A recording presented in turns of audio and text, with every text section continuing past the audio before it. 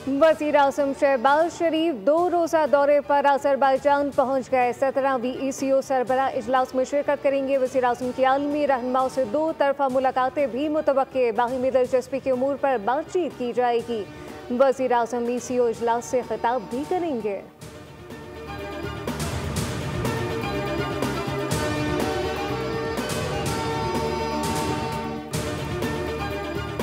Iran के साथ seize fire नज़र आया है और ईरान को एक कामयाबी नज़र आई है। इसमें प्राइम मिनिस्टर साहब का बड़ा रोल है और इसके पीछे भी वर्दी है। भारत के साथ जंग हुई तो आपने कहा कि अल्लाह ताला ने हमें गैबी मदद की। आर्मी चीफ उस वक्त बिल्कुल सॉलिड खड़े हुए थे, कोई उनको परेशानी नहीं थी और बिल्कुल क्लैरिटी के साथ थे कि इन्होंने हमारे पे हमला किया तो ये उससे 4 गुना ज़्यादा भुगतेंगे और उन्होंने भुगता फिर। इसराइल और ईरान सीज़ फायर के पीछे भी वर्दी है। वज़ीर आज़म शहबाज शरीफ ने सीज़ फायर के लिए अहम किरदार अदा किया। भारत के खिलाफ जंग में गैबी मदद आई। अल्लाह की मदद से भारत के खिलाफ जंग में फतह नसीब हुई। आर्मी चीफ सीना तान कर खड़े थे, कोई परेशानी नहीं थी।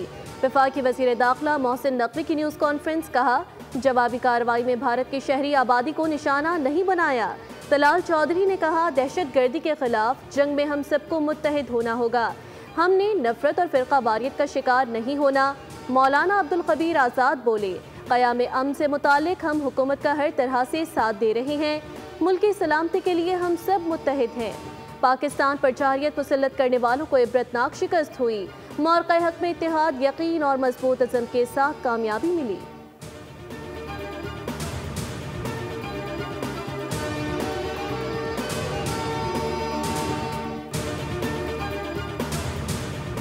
तनख्वाहों के मामले पर वज़ीर दिफा ख्वाजा आसिफ की मुसलसल तनकीद और इल्ज़ामात के बाद स्पीकर कौमी असम्बली अयाज सादिक ने वज़ीर आज़म को ख़त लिख दिया। स्पीकर अयाज सादिक ने अपनी तनख्वाह का मामला वज़ीर आज़म पर छोड़ दिया।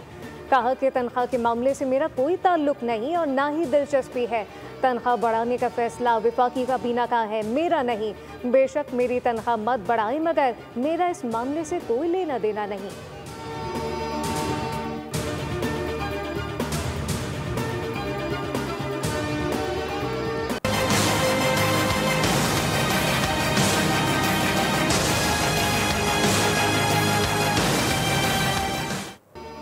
पंजाब के वज़रा की भी मौजें ही मौजें। छुट्टियों पर भी पूरी तनख्वाह 9,60,000 मिलेगी। अलाउंस में भी इजाफे का फैसला कर लिया गया। वज़रा, स्पीकर, डिप्टी स्पीकर का लीव अलाउंस तनख्वाह के बराबर किया जाएगा।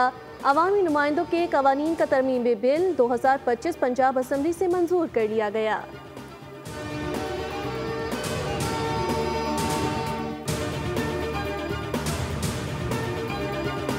कहना है सर कि जो लोग अपने आइन की पासदारी हल्फ की नहीं कर सकते, उनको उस हाउस का रुकन जिसको उन्होंने हल्फ उठाया है रहने का कोई हक नहीं। ठीक। And consequence will entail, you will know the details in very short time. Reference आपने दायर किया कि नहीं अभी? Sir, it is already there. Speaker Punjab assembly की चीफ इलेक्शन कमिश्नर से मुलाकात। सुन्नी इत्तेहाद कौंसिल के अरकान का सूबाई असम्बली के खिलाफ नाअहली रेफरेंस से मुतालिक मुशावरत की गई। 27 जून को पंजाब असम्बली के इजलास में अपोजिशन अरकान ने शोर शराबा और हंगामा राई के साथ साथ तोड़ फोड़ की थी।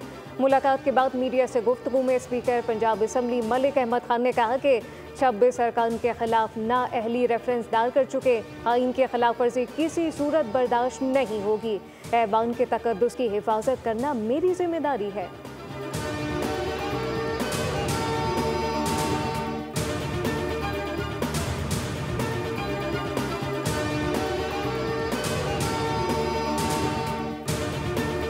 सवात का जिम्मेदार कौन? तहकीकात में क्या पेशरफ्त हुई? पेशावर हाई कोर्ट में सवाल उठाए गए।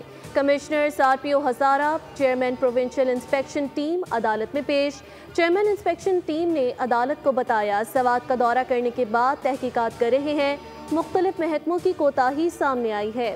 चीफ जस्टिस से रिमार्क्स दिए, गफलत बरतने वाले जिम्मेदारों का तयन करें।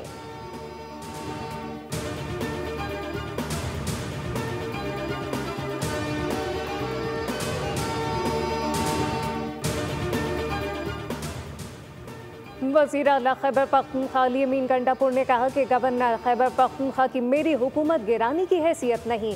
गवर्नर के पी काउंसलर की सीट भी नहीं जीत सकते। पेशावर में मीडिया से गुफ्तगू करते हुए अली अमीन गंडापुर ने कहा कि सबात वाक़े की इंक्वायरी जारी है। जहाँ जहाँ जिसकी गफलत पाई गई कार्रवाई करेंगे। सानेहा सबात के जिम्मेदारों को सजा दी जाएगी। दरियाओं की तामीरात को ख़त्म किया जाएगा।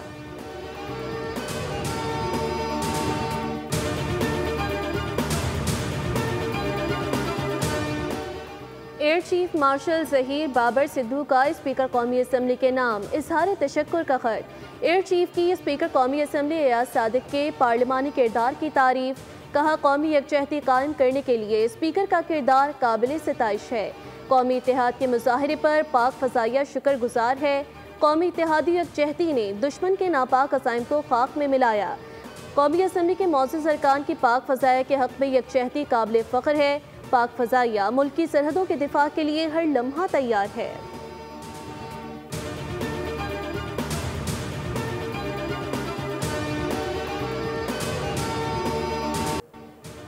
पाकिस्तान स्टॉक मार्केट में नई तारीख। रकम 100 इंडेक्स 1,31,000 की सतह अबूर कर गया। कारोबार का अख्ताम 342 पॉइंट इजाफे पर हुआ। इंडेक्स 1,30,686 पॉइंट पर बंद हुआ।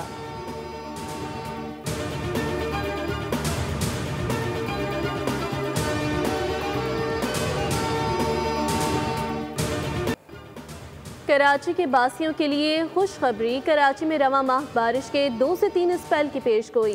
कराची में बादलों के डेरे। मुख्तलिफ इलाकों में सुबह सवेरे हल्की बारिश के बाद मौसम खुशगवार।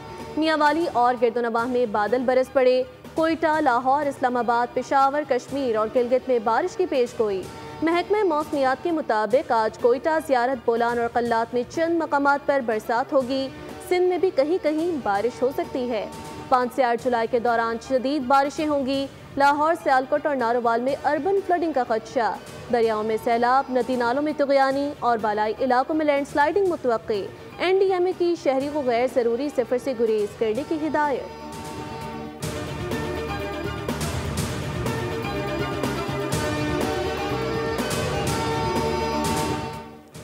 गवर्नर सिंध कामरान खान तैसूरी की इस्लामाबाद में ईरानी सिफारत खाने आमद। ईरानी सफ़ीर रज़ा अमीरी से मुलाकात की।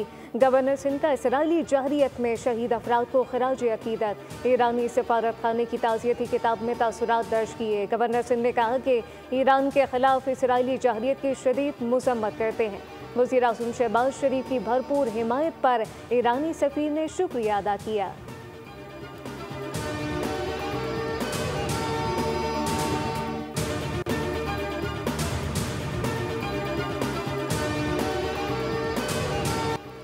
ये टैक्स है या लगान। कराची वाले बिलबिला उठे। पाकिस्तान का मुआशी हब कराची बुनियादी सहूलियात को तरस गया। रवां साल रिकॉर्ड टैक्स वसूली हुई। FBR ने 3,256 अरब रुपए अहलियान कराची से वसूल करके तमाम साबका रिकॉर्ड्स तोड़ दिए। तबाहाल सड़कें, जाबजा गंदगी, कई घंटों तवील बिजली की लोड शेडिंग और समंदर किनारे बसने के बावजूद पानी की बूंद बूंद को तरस रहे हैं।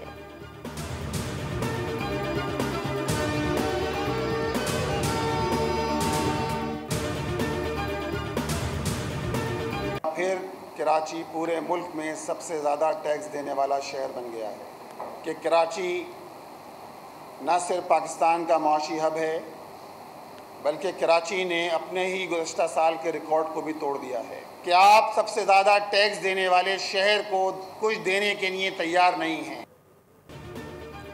अमीर जमात इस्लामी कराची मुनम जफर की प्रेस कॉन्फ्रेंस कहा कि एक बार फिर कराची पूरे मुल्क में सबसे ज़्यादा टैक्स देने वाला शहर बन गया। ये कराची वालों की जीत है। सबके बावजूद वफाकी हुकूमत के पास कराची के लिए फंड नहीं कि फोर मनसूबा खटाई में पड़ने का खर्चा है। पिछले साल वाटर बोर्ड ने बिलों में 23% इजाफा किया, जबकि वाटर बोर्ड टाउन चेयरमैन के पास नहीं, मेयर कराची के पास है।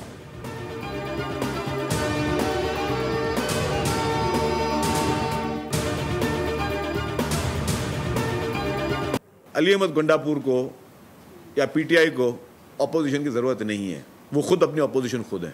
इनको किसी और का ख़तरा नहीं है। वहाँ के चीफ मिनिस्टर साहब कहते हैं कि जी मैं जो है वो बंदूक और हथियार लेके मैं डरता नहीं हूँ, मैं इस्लामाबाद पे हमला करूँगा। वो भाई तुम्हारे अपने सूबे में वहाँ पे लोग जो हैं वो मर रहे हैं, दहशतगर्दी का शिकार हो रहे हैं। भाई अगर एमक्यूएम को मैं कहूँगा कि अगर आप इतने संजीदा हो कराची के मसाइल के लिए तो जब बलदियाती इलेक्शन हुए थे उसमें आप इलेक्शन लड़ते।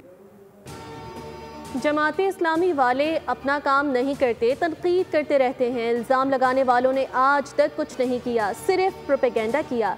सीनियर वजीर शर्जील मेमन कहते हैं एमक्यूएम कराची के लिए संजीदा है तो बल्दियाती इंतखाबात लड़ती। अली अमीन गंडापुर और पीटीआई को अपोजिशन की ज़रूरत नहीं। तहरीक इंसाफ को किसी से ख़तरा नहीं, वो खुद अपने दुश्मन हैं। खैबर पख्तूनख्वा में अमन व अमान की सूरत हाल ख़राब है। पीटीआई इस्लामाबाद पर धावा बोलने की बात करती है। हम तो अब भी कहते हैं बैठकर बात करें, किसी से लड़ाई नहीं। सब्सक्राइब करें और बेल दबाएं ताकि कोई खबर रह न जाए।